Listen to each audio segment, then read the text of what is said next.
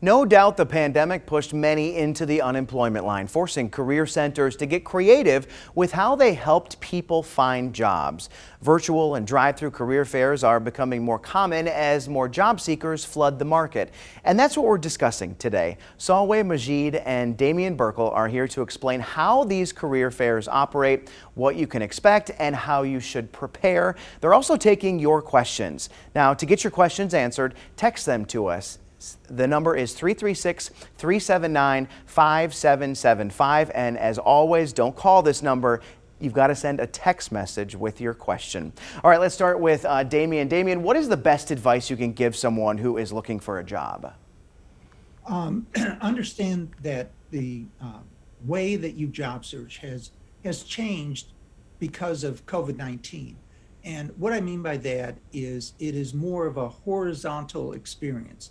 You need to have a great resume. You need to have a complete and rich, robust LinkedIn profile. You need to be sensitive about what you have on Facebook, because human resource managers now more than ever are cross-checking your reputation, your qualifications. And if there is something out of sync, like if you were to go to my Facebook page and you saw me, sitting on the couch drinking beer or whatever, that could really throw a curveball into the mind of a human resource manager, and I could get eliminated just because my Facebook profile does not match everything else on the rest of my horizontal profile. And then the other thing is, it's always important to be as prepared as possible. So, a lot of places have turned to drive-through, these big job fairs, if you will. Can you explain what NC Works does with that and how you all are working to help people find jobs? Yes, absolutely. So for all drive-through events, we typically ask all of our job seekers to stay in your car, follow cones, signs, and NC Works staff members in order to reach our registration tables. And basically from there, you'll be interviewing with employers right at the get-go.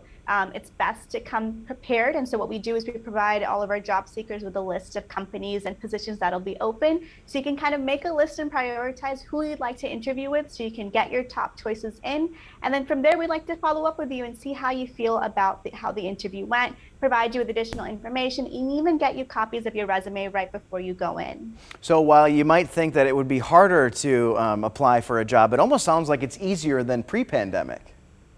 We've certainly found some innovative ways to get people connected to jobs, I will say this.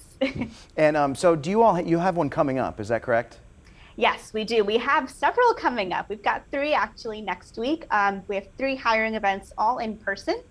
So April 27th, I believe, we'll have 4 companies out there, anywhere from advanced manufacturing, healthcare, food and beverage, plus more positions will be available.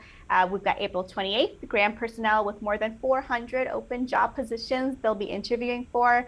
And April 29th, Blue Arbor is going to be hiring for full-time for the city of Greensboro. And then the following week, we'll have 4 more lined up. Damian, we're starting to get some questions in from viewers right now, and someone was wondering, how do you calm your nerves before an interview? Oh, that is a great question. With professionals in transition, I mean, the whole reason why I started the organization, as you know, because we've worked together for a number of years, is because I lost my job myself a number of times.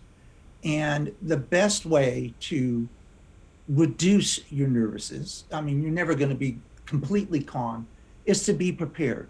Know as much about the position and the company as possible.